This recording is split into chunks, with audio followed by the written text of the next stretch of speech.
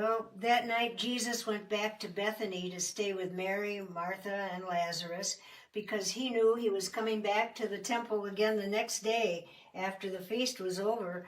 The people wanted to hear some more of his stories. And so they gathered together again the next day in the temple courtyard. And of course, those stinking Pharisees were there. And they kept interrupting Jesus. And they finally said, by what authority do you have to have all this mob out here teaching them these things? And Jesus had really had it with them. And that's when he called them, you generation of vipers. Boy, that's pretty strong language.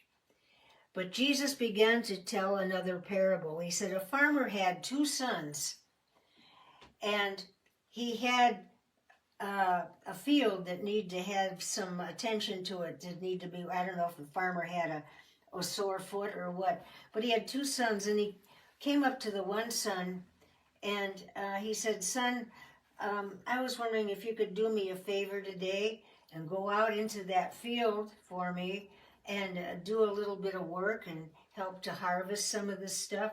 And the son said, no, I won't do it. I don't want to. I don't like the flies. I don't like the grasshoppers. I don't like the hot sun. And I'm not going to do it, Dad. And he stormed out of there. Well, there you are. Then he had his other son, so he asked him, son, would you please help me get caught up in my chores a little bit and go out and work this field a little? And he said, well, sure, Dad, I'll do anything you want me to do. And he said, I'll be out there bright and early, and I'll harvest the wheat and bind them into bundles, and I'll put them on the wagon, and sure, I'd be happy to. Well, the next day came, and you know which son showed up? The one that said no. The one that had the temper tantrum and said, no, Dad, I hate it. He showed up. But the one that was so nice and sweet and said he'd do anything for his father, he didn't show up at all. He had other plans. And he went off and did his other plans. And Jesus said, and then the son said, the first son said he was so sorry. He was just apologized up and down and right and left to his dad. He said, I'm so sorry, Dad. But the other son was who knows where. He never showed up like he said, and he pretended to be so into it with his father. And that's when Jesus said, who do you think God honors more? The one who is repentant and says he's sorry and comes to his father and he does the work?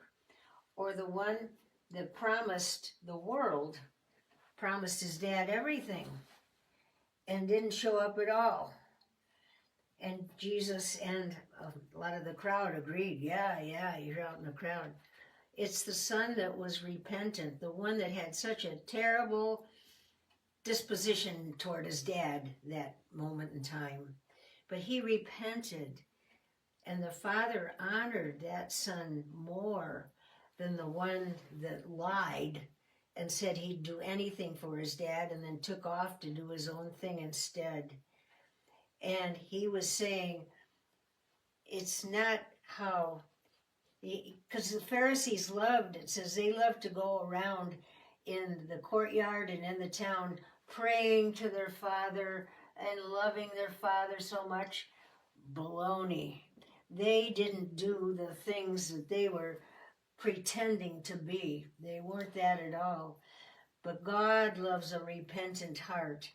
He knows that we're sinners, and he knows we're imperfect, but he sees the heart. And these 2 sons had the heart of a liar, and one had the heart of a repentant son that was honest anyway.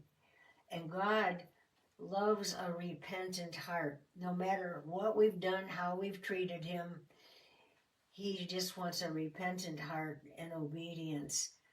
But the ones who pretend, which were the Pharisees, they were the ones that were locked out of the family inheritance. That one son was locked out of the family inheritance because he was a liar. So let's be careful how we present ourselves to other people. Do we lie about our faith and then go do what we want anyway? God's not looking for that. He's looking for a repentant heart. Even though we're stinky in the first place and say no, if we say we're sorry, God loves that. And he loves me. Thank goodness he loves us, even when we don't have a heart that wants to do something at first, but then it repents, rather than have, like the Pharisees, oh, we're so good, we'll be happy to do it for you, Dad. No, they're off the table. God loves the repentant heart. Bye-bye.